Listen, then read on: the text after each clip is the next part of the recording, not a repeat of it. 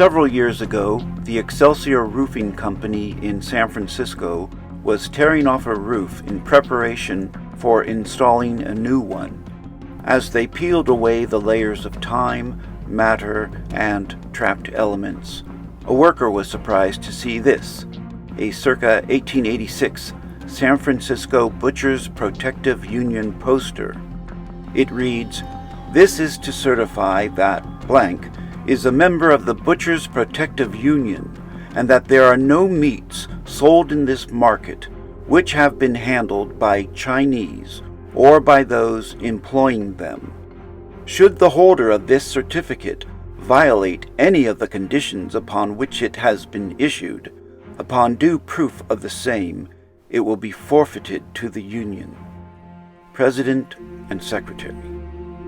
It was printed by Francis Valentine and Company, Printers and Engravers, 517 Clay Street, San Francisco. It measures approximately 16 inches times 20 inches.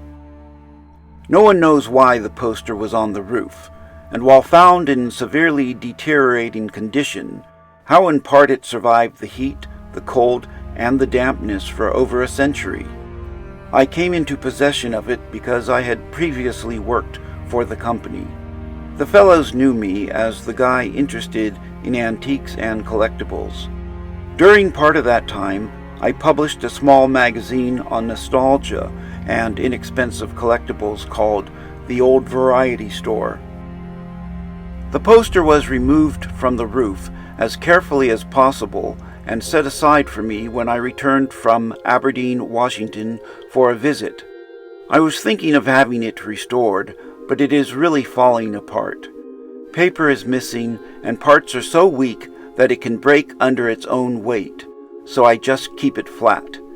If only the racism implied in the words of the poster was itself deteriorating into oblivion, but as recent events in the Bay Area and elsewhere show, it is not.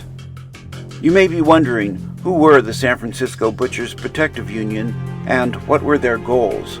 For that we turn to the historical record found in San Francisco newspapers of the 1880s. Great numbers of Chinese immigrated to California during the gold rush, and then great numbers were invited to California to help build the Transcontinental Railroad through the Sierra Nevada mountains. Afterwards, they assimilated into other trades, including butchering, which was not welcomed by their white competitors. Various anti-Chinese immigration laws were passed, leading to the Chinese Exclusion Act of 1882.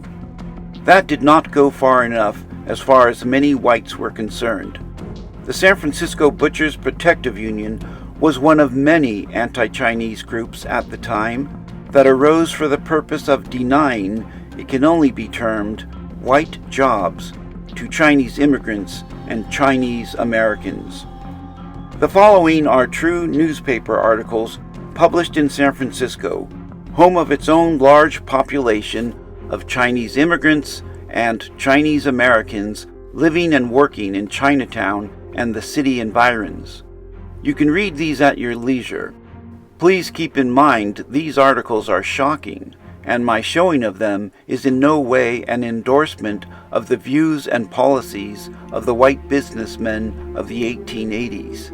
The articles are shared here as a historical backdrop for the poster and its era, since obviously racist artifacts do not exist in a void. And keep in mind, much of the conflict was about competition and profits, and not about organizing a general labor union for the benefit of all workers.